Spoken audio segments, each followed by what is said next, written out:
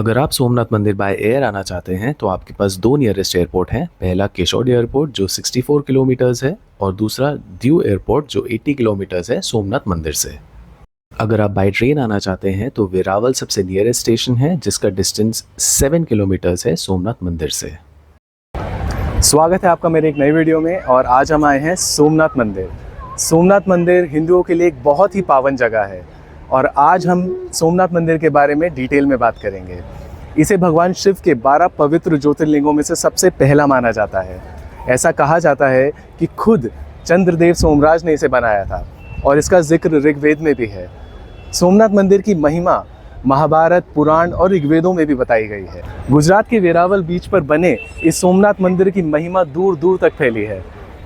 कहा जाता है कि मुस्लिम रूलर महमूद गजनी ने सन 1025 में इस पर आक्रमण किया, इस पर हमला किया और इसकी पूरी संपत्ति को लूटकर इसे नष्ट कर दिया था, क्योंकि महमूद गजनी किसी भी तरह की हिंदू मूर्ति पूजा के सख्त खिलाफ था। इसके बाद गुजरात के राजा भीम और मालवा के राजा भोज ने इसे फिर से बनवाया। लगभग टू बी प्रिसाइज सोमनाथ मंदिर को 17 बार बनाकर गिराया गया है। सोमनाथ मंदिर के विनाश और निर्माण का सिलसिला यूं ही जारी रहा। इस समय जो सोमनाथ मंदिर आप मेरे पीछे देख रहे हैं उसे हमारे भारत के गृह मंत्री सरदार वल्लभ भाई पटेल जी ने बनवाया और 1 दिसंबर 1995 में हमारे भारत के राष्ट्रपति शंकर दयाल शर्मा जी ने इसे देश को समर्पित किया। आइए हम अंदर चलते हैं और जानते हैं सोमनाथ मंदिर के बारे में कुछ और इंटरेस्टिंग बातें। ये मंदिर का मेन एंट्री पॉइंट है, तो चलिए चलते हैं मंदिर के अंदर की तरफ। मंदिर के एंट्री गेट से होते हुए हम और आगे बढ़ते हैं। सोमनाथ मंदिर में किसी भी तरह की मोबाइल, कैमरा, हैंडीकैम और कोई भी इलेक्ट्रॉनिक गैजेट अलाउड नहीं है। अगर आप यहाँ पर अपना सामान लेकर आ रहे हैं तो आपको यहाँ काउंटर्स बने हैं, वहाँ पर अपने लॉकर में सबमिट करना पड़ेगा। तो भाई ओवरऑल अरेंजमेंट मुझे बहुत अच्छा लग रहा है। किसी भी तरह की कोई प्रॉब्लम नहीं है, सब चीज़ें ऑर्गेनाइज्ड हैं। और अगर आप देखेंगे तो इतना रश भी नहीं है, क्योंकि मेरा आने का जो समय है आज वो वीकडेज़ का है, वीकेंड का नहीं है। वीकेंड पे ज़्यादा भीड़ मिलती है इधर। मैं आपको पूरा अरेंजमेंट दिखाऊंगा इधर से। तो चलिए अंदर चलते हैं और दर्शन करके आते हैं, उसके बाद आकर डिस्कस करेंगे आगे की कहानी। कहा जाता है कि दक्ष प्रजापति ने अपनी 27 पुत्रियों की शादी चंद्रदेव से की थी और चंद्रदेव भी इस शादी से बहुत खुश थे। लेकिन चंद्रदेव अपनी सभी पत्नियों में से रोहिणी से सबसे ज्यादा प्रेम करते थे, जिससे उनकी बाकी पत्नियां नाखुश थीं। जब राजा दक्ष को इस बारे में पता लगा तो गुस्से में उन्होंने चंद्रदेव को श्राप दिया कि उनकी सारी चमक चली जाए। तब चंद्रदेव ने यहाँ शिव की तपस्या की और ऐसा माना जाता है कि खुद भगवान शिव यहाँ प्रकट हुए और उन्हें श्राप मुक्त किया। शिव से वरदान पाने के बाद चंद्रदेव ने यहाँ शिवलिंग की स्थापना की।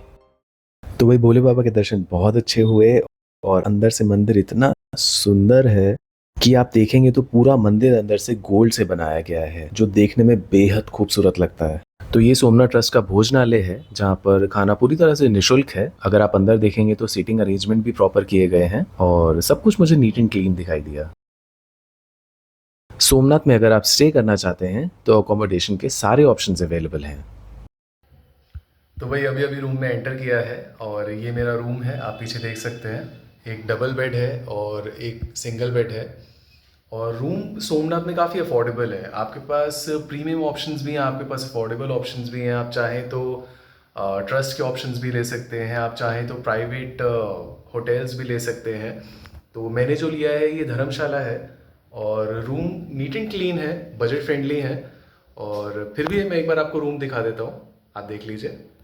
ये देखिए, इस तरह के रूम आपको इजीली 700 से 1000 रुपए की रेंज में अवेलेबल हो जाएंगे। तो अभी मैं आ गया हूँ सोमनाथ बीच पर, जो कि काफ़ी पॉपुलर अपने सीनिक व्यू के लिए। यहाँ एंट्री फ़ी है 5 रुपीज़ की पर हेड।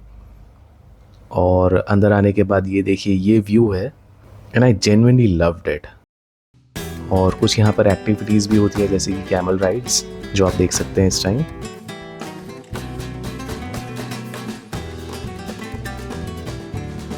बाकी बीच देखने में मुझे बेहद खूबसूरत दिखाई दिया, ये देखिए।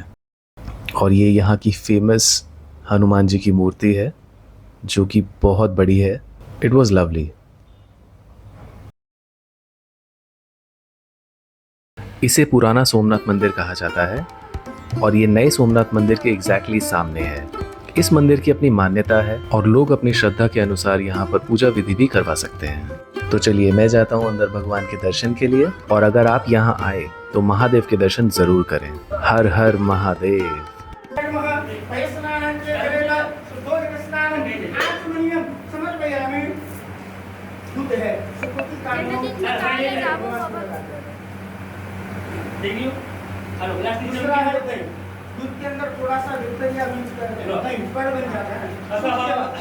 इस मंदिर का निर्माण मालवा की महारानी अहिल्याबाई होलकर जी ने सन 1783 में किया। तो आखिर ज्योतिर्लिंग क्या होता है? ज्योति का मतलब होता है रेडिएंट, लाइट, और लिंग का मतलब होता है साइन, इसलिए इसको कहा जाता है the radiant sign of lord Shiva. Somnath मंदिर देखने के बाद I agree when they say it's a victory of construction over destruction, और ये आपको इनकी पूरी कंस्ट्रक्शन में भी दिखाई देता है।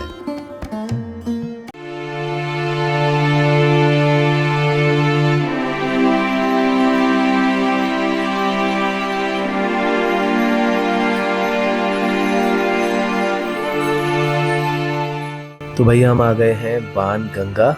मेरे पीछे की तरफ और एक मंदिर है जिसका नाम है भीड़भंजन महादेव। ये है गुजरात के सोमनाथ में बना बाण गंगा, और ये जाना जाता है अपने 3 शिवलिंग्स की वजह से। ऐसा कहा जाता है कि 3 में से एक शिवलिंग आज भी पानी के अंदर है, और अगर आप इन 2 शिवलिंग के दर्शन करना चाहते हैं तो प्रेफर करें कि आप लो टाइड के टाइम पर आएं, क्योंकि हाई टाइड पर यह जगह काफ़ी रिस्की है और पूरे चांसेस हैं कि शिवलिंग भी आपको पानी के अंदर मिले। यहाँ आपको काफ़ी लोकल वेंडर्स देखने के लिए मिल जाएंगे जो दूध के ग्लास बेचते हैं, जिसे आप शिवलिंग पर चढ़ा सकते हैं। इसके अलावा enjoy the beauty of this place.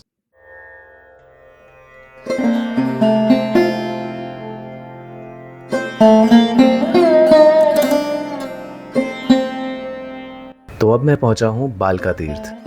भगवान सोमनाथ के मंदिर से 5 किलोमीटर दूर बने इस बालका तीर्थ मंदिर की श्रद्धालुओं के बीच में बहुत मान्यता है, क्योंकि ये वो जगह है जहां पर भगवान श्री कृष्ण ने अपनी आखिरी सांसें ली थीं। ऐसा कहा जाता है कि भगवान कृष्ण एक दिन पीपल के पेड़ के नीचे बैठकर आराम कर रहे थे, तभी जरा नाम के शिकारी को ऐसा लगता है कि वहां हिरन है और वो बाण चला देता है, और वो बाण सीधा भगवान कृष्ण के पैर में जा लगता है।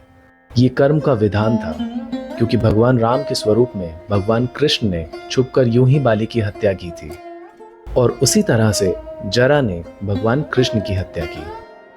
भगवान कृष्ण के जन्म स्थान को तो सभी लोग जानते हैं, लेकिन इस जगह को बहुत ही कम लोग जानते हैं आज भी। जैसा कि आप देख सकते हैं कि पत्थरों पर इतनी बारीक नक्काशी की गई है जो देखने में बेहद खूबसूरत दिखाई देती है। तो चलिए अंदर चलते हैं और करते हैं भगवान कृष्ण के दर्शन।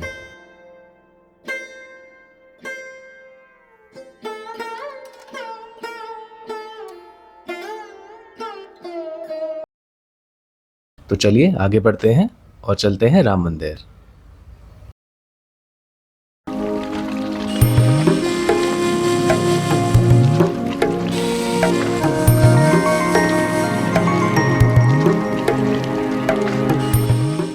त्रिवेणी संगम घाट के पास बने इस राम मंदिर को अगर आप देखेंगे तो आपको समझ में आएगा ये मंदिर कितना सुंदर बनाया है।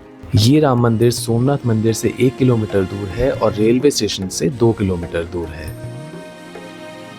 अगर आप राम मंदिर आना चाहते हैं तो राम मंदिर में आने का समय सुबह 6 बजे से शाम के 9 बजे तक है। आप इस बीच आ सकते हैं और भगवान राम के दर्शन कर सकते हैं। ज़्यादा रश ना होने की वजह से आप यहाँ पर भगवान राम के सुकून से दर्शन कर सकते हैं। तो चलिए चलते हैं, करते हैं भगवान राम के दर्शन।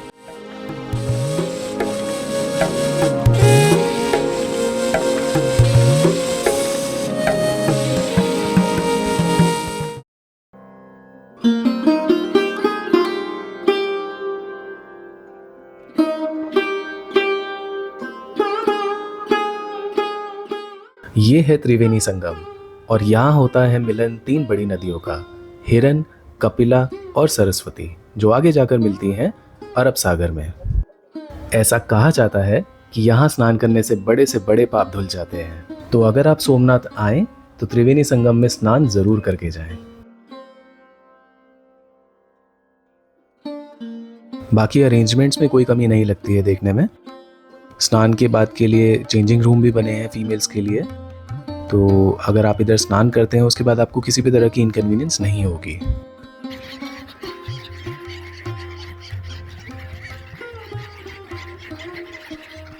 इसके अलावा 3 और ऐसी जगह है जहां पर आप जा सकते हैं। पहली है 5 पांडव गुफा, दूसरा सूर्य मंदिर और तीसरा हिंगलाज माता की गुफा। अगर वीडियो पसंद आया हो तो लाइक कीजिए, कमेंट्स कीजिए, सब्सक्राइब कीजिए। See you in the next video.